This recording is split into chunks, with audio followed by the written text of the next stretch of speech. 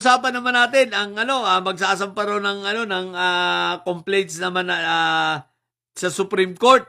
Itong si Topak Sio, hindi ko na 'to binibigyan masyado ng pansin. Ewan ko kung anong complaints na naman nagawa-gawa na naman nila. At kesyo, parang ang sinasabi nila, nag-overreach daw ang Senado. Nag-overreach sa Supreme Court. What the heck? Paano mo? Palagay mo tatanggapin ng Supreme Court yan? Bobo ka ba?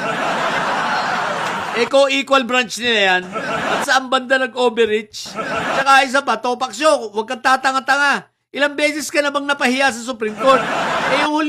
Yung huli nyo demanda na ang desisyon ng resolution ng Supreme Court sa ginawa ninyo laban sa ICI, di ba? Anong sabi ng Supreme Court na ba? Hindi ito sumunod sa protocol. Dapat hindi sa Supreme Court ito sinampa, sa RTC. At sinabi, wala naman kayo matibay na basehan. Sa madaling salita, ibinasura. Ilan na ba ang ibinasurang petisyon mo? Ilan na bang petisyon mo binasura ng Supreme Court? Topak Sio. Parang ang dami na. Tsaka, sino ba naman kakabahan sa'yo? Si Tito Sen kakabahan sa'yo. Diyos ko po, Rudy.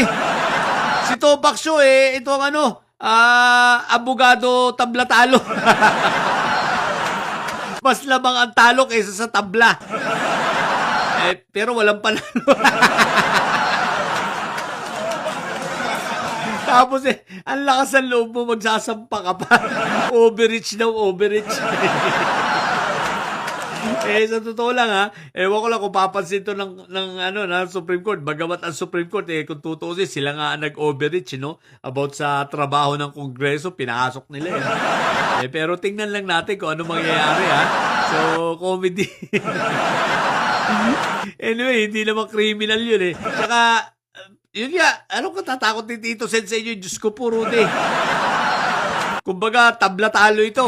Magaling lang ito ng kaunti kay Marco Beta. Kumbaga mas lamang lang ng isang paligo si Topak Sio o mas magaling lang ng kaunti. Kumbaga si Marco Beta, row 4, ito row 3. Kaya wag mo lang pinagtatatakot si Tito Sen. Diyos ko po, Rudy. Bilib ako sa mga to, walang kapaguran, Sa bagay, sayang ang bayad, Diba? Kahit anong gawin ninyo, wala na. Si Inday Sayad nyo, wala na. Sa kangkungan na pupulutin. Yung PDP ninyo, ubos na. Isipin mo, may PDP pala kayo? Bakit walang nag-endorse? Oo nga, bigla ko naisip, may PDP nga pala. Ano nangyari sa PDP congressman ninyo?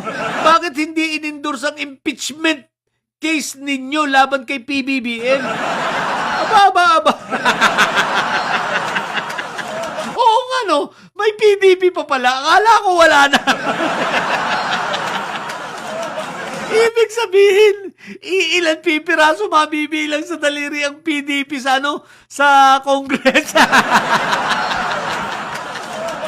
Ay, Diyos ko po, Rudy. What the heck? Bigla ko lang naisip, nga, may PDP pala. Yun lang. So, ay, nako, comedy. Sa mga bobong didilis dyan at may sayad, ang tatay nyo ay karton. Kaya natili kayo mga bobo at may sayad sapagkat ang may sayad ay laging high blood. Bye!